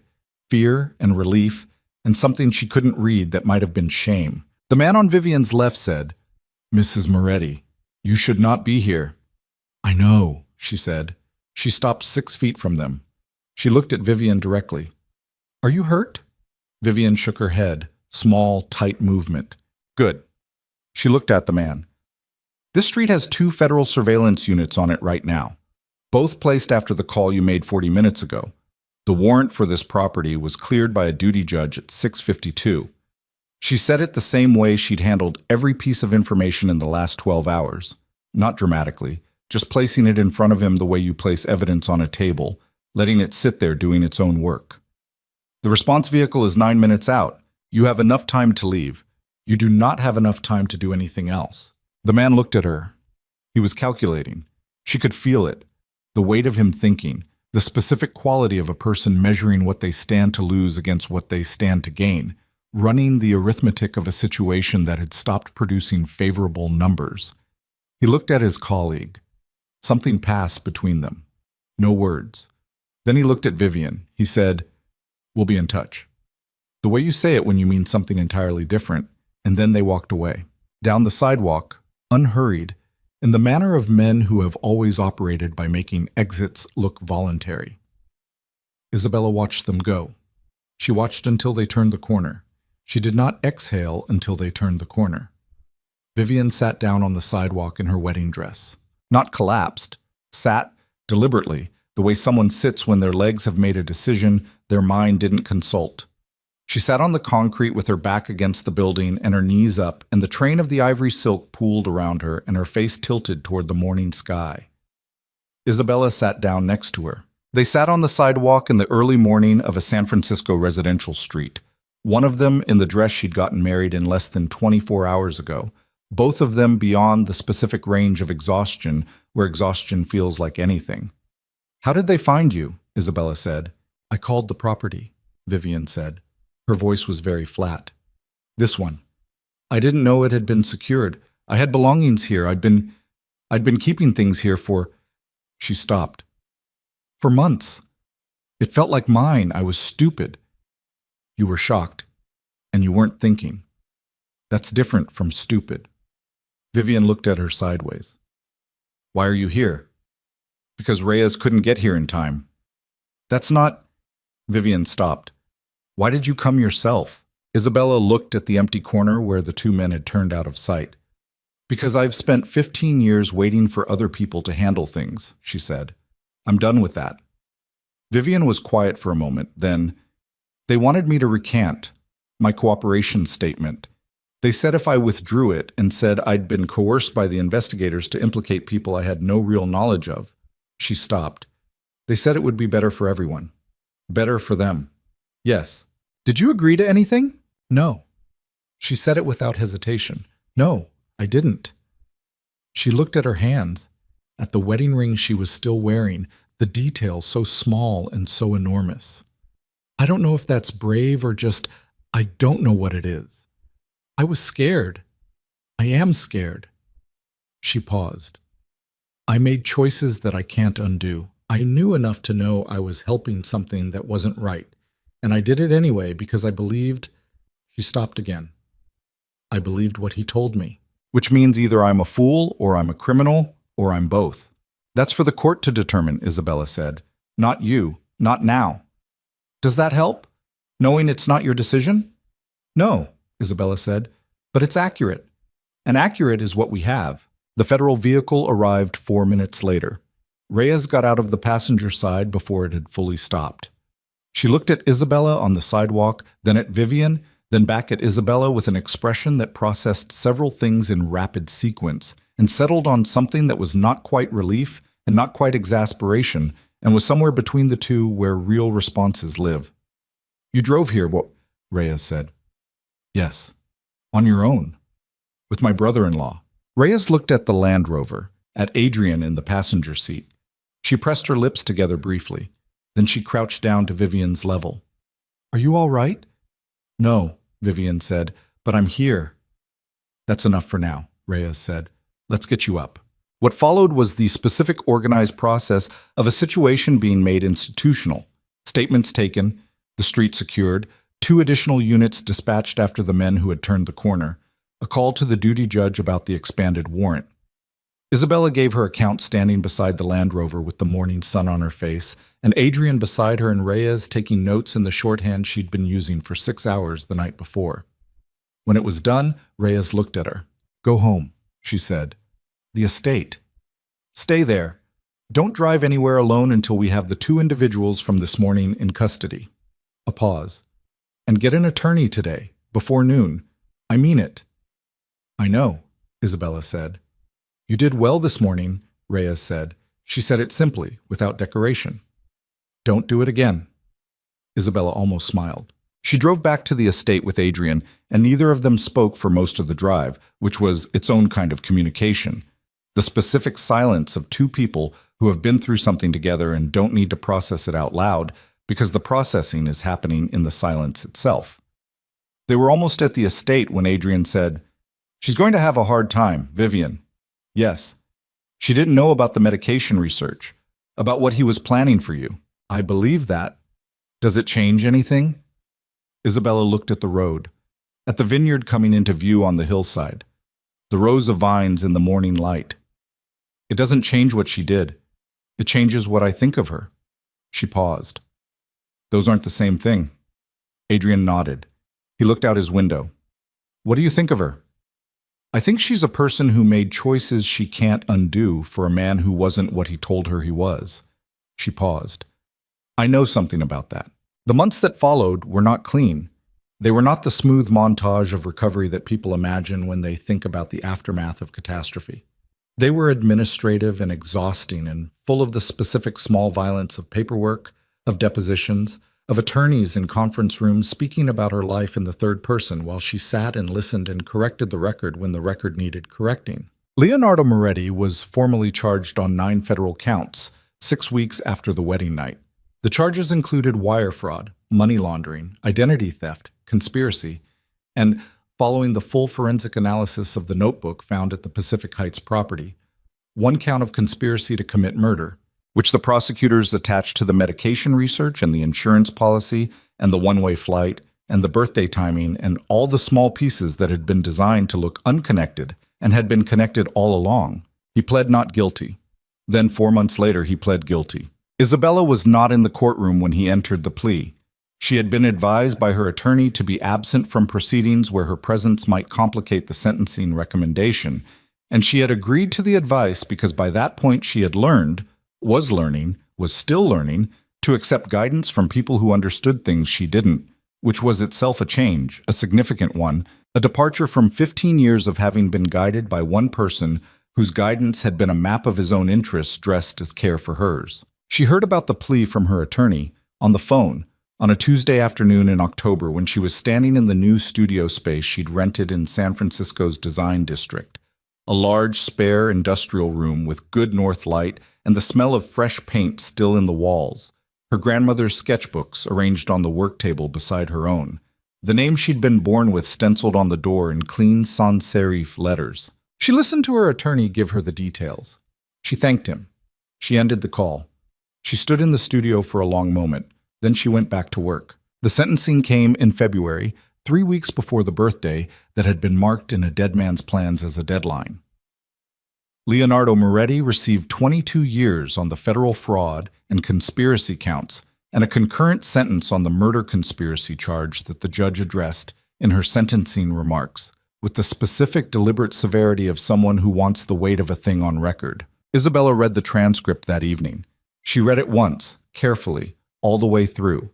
She did not read it again. Giovanni Moretti cooperated fully with the investigation, as he had told her he would on that morning in the study with the 3 cold coffee cups and the folder open on the desk.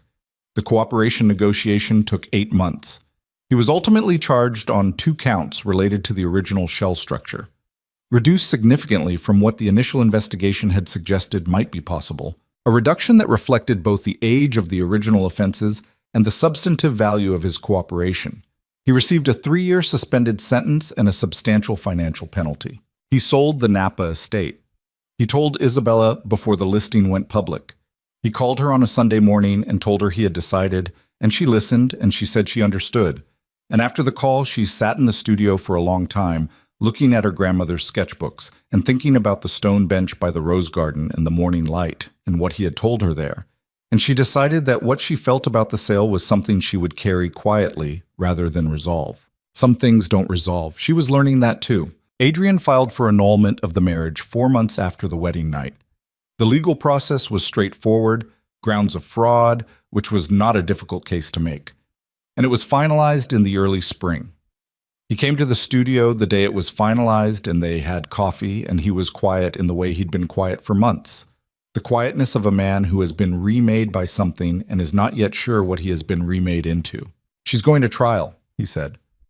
Vivian, who had ultimately been charged on 2 counts, fraud and conspiracy, the cooperation reducing the larger charges to these two, and who had declined a plea and decided to contest it, a decision her attorney had advised against and which she had made anyway with the specific stubbornness of someone who needed the process, needed the formal accounting, needed to stand in front of it and say her piece.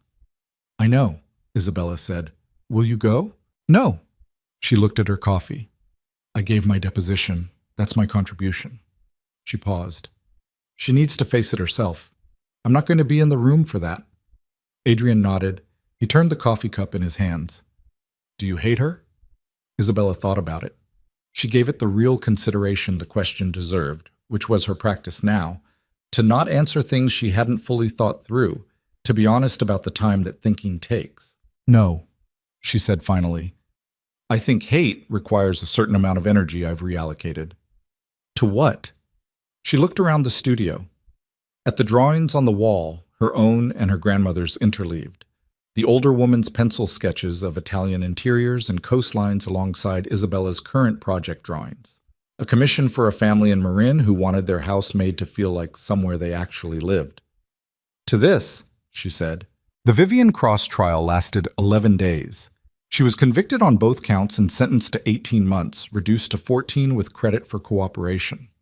Isabella read the coverage the morning it was published, in the studio before the light had properly arrived, with coffee and the quiet that came before the day's work. She thought about the rose garden, the wedding dress on the sidewalk. We have Vivian.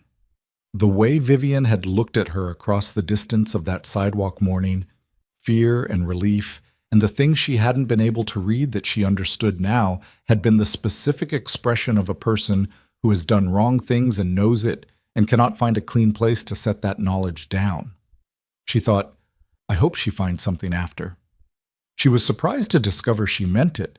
A year after the wedding night, Isabella drove to Napa. The estate had been sold to a hospitality group that was converting it to a boutique property. The main house was in the middle of the renovation she could see from the road. Scaffolding on the east wing, construction vehicles in the drive. The vineyard was still intact, still producing, the new owners having had the sense to leave the thing that worked. She did not stop at the main estate. She parked at the road access point below the south property line, the access she knew from years of summer visits. The old wooden gate that opened onto a walking path through the lower vines. The gate was still there, still unlocked. She went through it. She walked up through the vineyard in the afternoon light. The rows of vines on either side of her heavy with late-season growth, the smell of them sharp and green and deeply familiar in the way that smells bypass thought and go directly to the older parts of the mind. She walked until she reached the stone bench at the edge of the rose garden.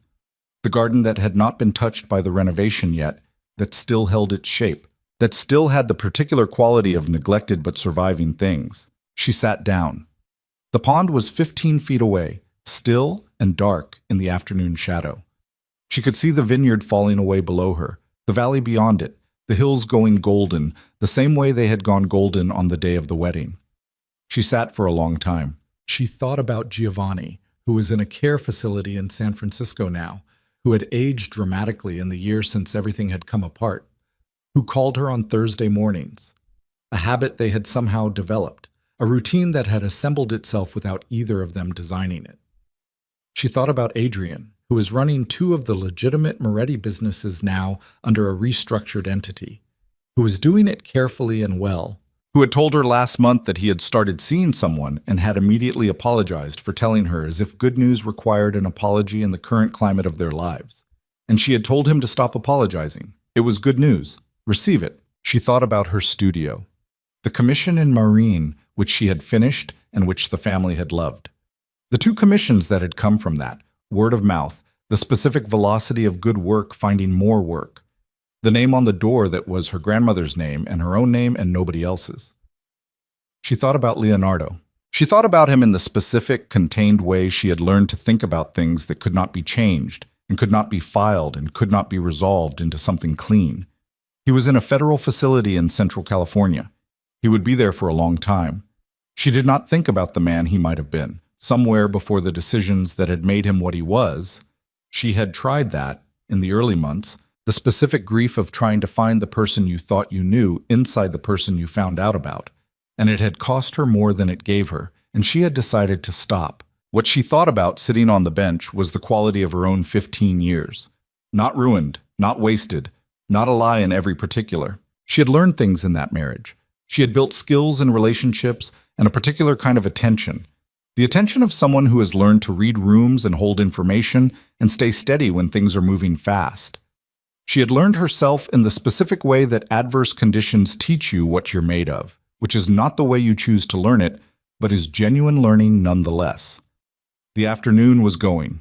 The light was changing on the hills, the gold deepening toward amber, the shadows of the vine rows stretching long across the ground. She reached into her coat pocket. The ring was there.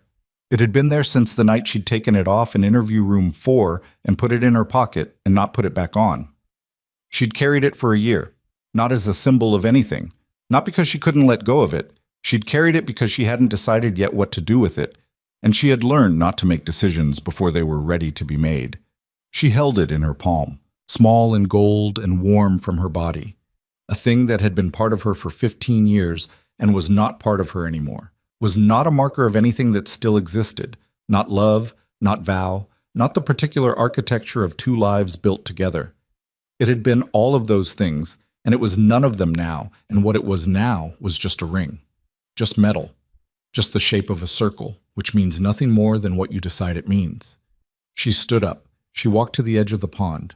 The water was dark and still and reflected the sky, the deep late afternoon blue of it, the one early star that had appeared at the eastern edge. She looked at the sky and the water for a moment, at the version of it that existed only in reflection, that was real and not real at once. She opened her hand. The ring caught the last of the light as it fell. A brief metallic arc, a single small flash, and then it was in the water, and then it was gone, and the surface of the pond closed over it the way water closes over everything, completely, without a mark. She stood there for a moment. The vineyard was quiet around her. The valley below was beginning to show lights as the afternoon gave out. Somewhere on the lower road a car moved through, headlights coming on, going somewhere specific with no knowledge of this hill and this pond, and this woman standing at its edge, watching the water settle. She breathed, in and out. The air smelled like the end of a season, the specific smell of things that have grown as far as they're going to grow this year, and are beginning the process of returning to themselves, of pulling back what was extended, of resting before the next growing. She turned and walked back through the vineyard, through the rows, along the path, down toward the gate where the car was parked, and the valley was waiting and the road went south toward San Francisco, toward the studio with her name on the door, and the drawings on the wall and the work that was hers, entirely, only hers, not a life inside someone else's structure, but a structure of her own. She went through the gate.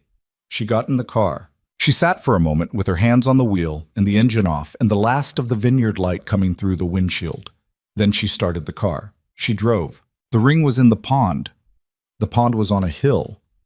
The hill was part of a valley that was part of a state that was part of a country that had laws and courts and the long, imperfect machinery of consequence.